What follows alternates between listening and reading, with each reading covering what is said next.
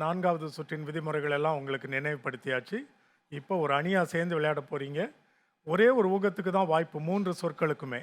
அதனால் நீங்கள் பதற்றத்தில் ரொம்ப தெரிஞ்சவங்க அவசரப்பட்டு சொல்லிடாமல் அந்த 30 வினாடி கால வரையறைக்குள் உங்கள் நண்பர்களோடு நீங்கள் ஆலோசித்து ஒரு விடையை சொல்லலாம்.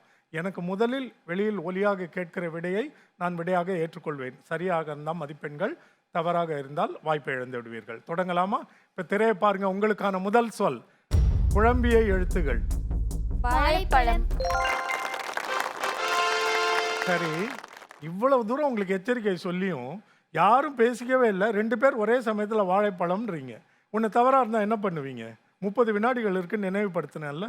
அப்போ ஒருத்தருக்கு ஒருத்தர் பேசிக்கணுமா இல்லையா? அணியாக சேர்ந்து விளையாடுறதுக்கான காரணம் என்ன? எப்படி ஒரு கூட்டமாக குடும்பமாக அமைப்பாக இயங்கணும்னு கற்றுக் கொடுக்கறதுக்கு தானே அது. இப்போ இவ்வளோ நேரம் தனித்தனியாக விளையாண்டீங்க. நான் நினைவுபடுத்தின பிறகு கூட நீங்கள் யாருமே ஒருத்தர் பார்த்துக்க கூட இல்லை. நீங்கள் இலங்கை, இந்தியா, பாகிஸ்தான் மாதிரி நின்றுட்டு இருக்கிறீங்க. திரும்பி கூட பார்க்கல, ஒருத்தரை மதிக்கவே இல்லை. ஒருத்தர் 2 பேர் வாழைப்பழம்ன்றீங்க. இப்போ இவளுக்கு வேற விட இருந்திருந்தா என்ன பண்ணுவீங்க? ஒருவேளை அவள் சரியாக இருந்தால் நீங்கள் தவறாக இருந்தா நான் என்ன சொல்ல வரேன்னு புரியுதில்ல? கவனமாக விளையாடணும். உங்களுக்கு இருக்க விதிமுறைகளை சரியாக பயன்படுத்தி கொள்ளணும். இப்போ 2வது சொல் உங்களுக்கு சில எழுத்துக்கள் விடப்பட்டிருக்கும். அது என்ன சொல் என்று ஒரே ஒரு ஊகம். 30 நொடிகள். திரையை பாருங்க.